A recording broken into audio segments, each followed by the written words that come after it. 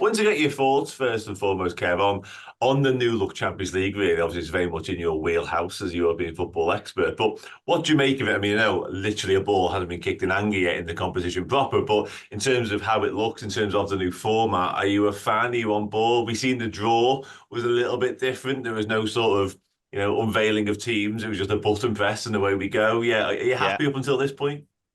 Yeah, I personally like the old format in the sense that I thought you still got good stories. I mean, if you look at last season, we got Copenhagen knocking out United in the group stage, which is always fun Good from story. our point of view. Yeah, happy with that. So you got that. You got Shakhtar beating Barcelona, which was an enormous story for them. So I think this narrative that the group stage was dead and that nothing happened in it and it was all just kind of treading water until the last 16, I don't think was true. However, I don't mind the new system. I think there are actually some exciting parts to it. And I think if you look at Liverpool's set of fixtures, you're like, wow, okay, that's a proper set of games, isn't it? So it kind of delivers what they wanted, which is more games between the big hitters early on. That was kind of what they wanted. It certainly delivered that if you look at some of the runs of games that teams have. So I think in that regard, it'll be fun.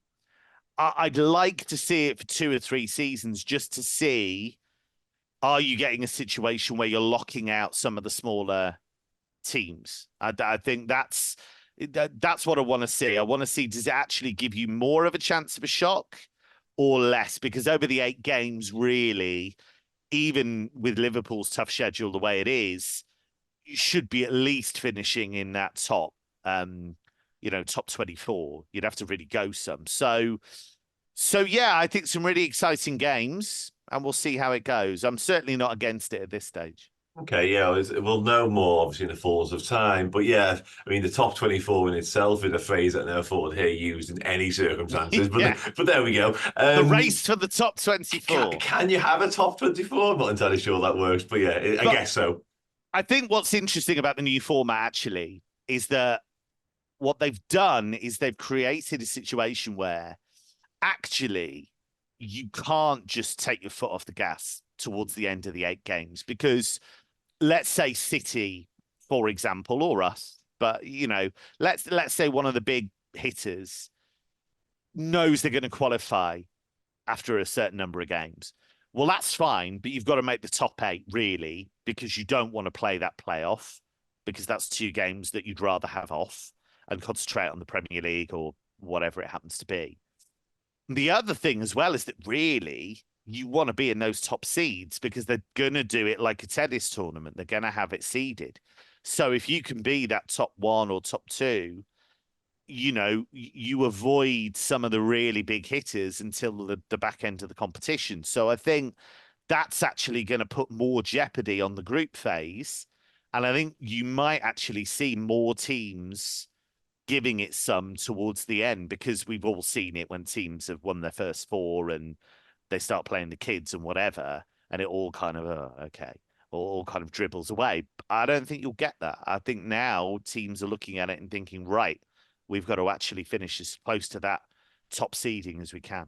Yeah, that's a slightly new potential twist on it, new dynamic, as you say, and maybe it does add a bit more value to the latter games of the stages. We'll have a quick look at Liverpool's opponents now. You mentioned them a moment ago, but I've got them in order here. It's funny how it's fell, and I'll explain what I mean by that in a moment. But AC Milan and Bologna, AC Milan away, Bologna at home, I should say. Leipzig away, Leverkusen at home, Real Madrid at home. Oof, mouthwatering. Girona away, Lille at home, and then PSV Eindhoven away to finish. Now, the reason I said it was interesting is because we've got the 2 Italian sides back to back, the 2 German sides back to back, the 2 Spaniards, and then the best of the best, the others, if you like, in a French and a Dutch side to finish. What do you make of that? You said a moment it was a tough schedule, it's a tough draw. I make you right on that for what it's worth, but I mean, again, Leverkusen at home, Real Madrid at home, both of them games at Anfield, like it's mouthwatering and it's quite exciting, I guess. First thing is it's massively exciting because all of those games are great. But it is rock hard. There's no doubt about it. It's an ultimate test of, but if you want to win it, this is the kind of level you have to hit. There's no point messing around, having easy home games and then you get to the knockout phase and then you get biffed anyway. it's pointless. So in a way, if you get tuned up early on and you're facing these teams, that's a good thing. Milan are not in a great place under Paulo Fonseca, so I think from a Liverpool point of view, I'm happy to have them first because they're still sorting a few things out. They're adjusting to a new manager. We've been there before and done fine, so I think that's okay. Bologna, new coach Vincenzo Italiano, they lost a lot of key players, so that's a real problem for them. Leverkusen and Leipzig. Leverkusen, really, really strong. We know that. Had an amazing season last season, but they've still got a bit to do. Under Xabi Alonso, they just lost to Leipzig. That brings us on to Leipzig. With them, it's just firepower. It's just crazy firepower. Openda, Xavi, Šeško, they've got they on their day can beat anyone. So they're tough games. Real Madrid, I've heard they're quite good.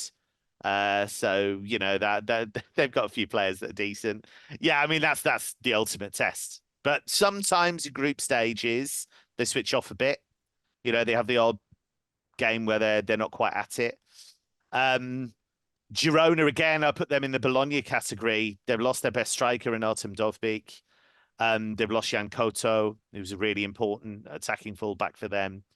So they're not the team they were, and they don't have any experience of this kind of level. So yeah, and then Lille, again, adjusting to a new coach, but they did give PSG a tough game the other day in Liga. And then PSV, really, really strong in the Eredivisie last season, and they've got a lot of recent Champions League experience. So there is not a single easy game on that whole list. I mean, that's what you'd expect, though, isn't it? I guess, and that's kind of why that's kind of why you're in the competition because for what it's worth, I quite enjoyed the Europa League last season. Ultimately, didn't go on to win it, but a lot of Liverpool fans may well have bemoaned the fact we're in the Europa League, and you want to be back at the top table of the European competition, exactly. And this is what comes with that territory. Exactly. You want Real Madrid coming to town. You want these really, you want these great away trips. That's what the whole thing's about. And look, I think we all kind of fell into the trap a little bit with the Europa League in the sense that we went, well, Liverpool are the strongest team in it. They should, they would expect to go deep in the tournament and possibly win it. Well, we got that wrong because, and I've fallen into that trap before, and I don't know why I do it because I know the depth that's in these tournaments. In the Europa League, I've covered the Europa League a lot down the years, and you always do kind of slightly fall into that trap of looking at the teams at the top of the market, if you like, and say, oh, well, they should go really far. And sometimes you're right, but a lot of the time you're not. And, Atalanta showed by winning that tournament how deep the talent goes in Italy because, for them to win it and deservedly win it, I mean, wipe the floor with Leverkusen. That was their only defeat last season in any competition. They absolutely wiped the floor with them on that night in Dublin. So, they won that. They'd be Sporting home and away.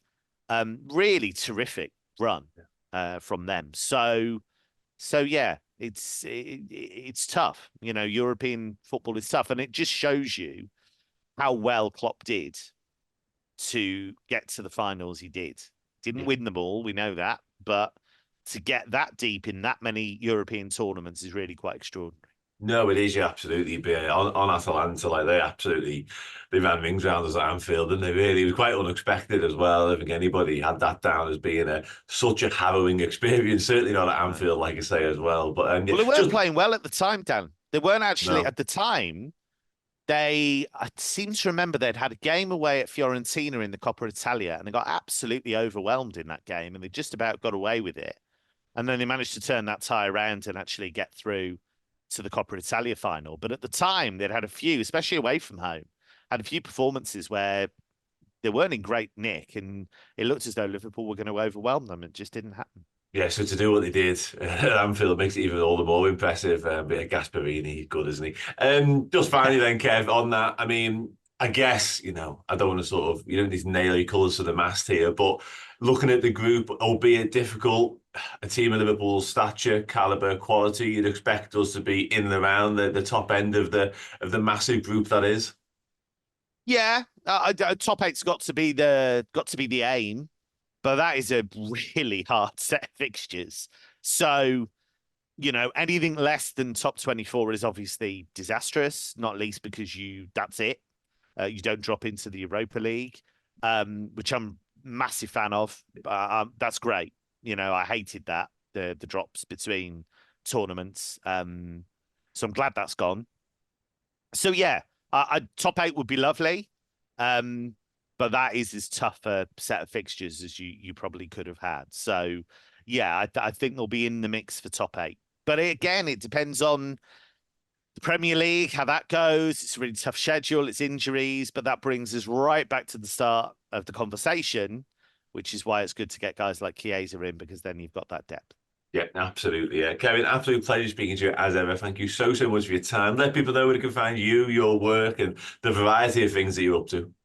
Yeah, so at Kevin Hatchard on Twitter is where you can find me on social media. Lots of stuff going on, lots of Bundesliga. Got something exciting coming up with Liverpool as a club actually soon. So that's going to be really good fun. That's to do with the Champions League as well. So yeah, lots of good, cool stuff happening. Love it, top man. Thank you so much for your time once again. Everybody else, I'll see and speak to you all again very soon. Take it easy.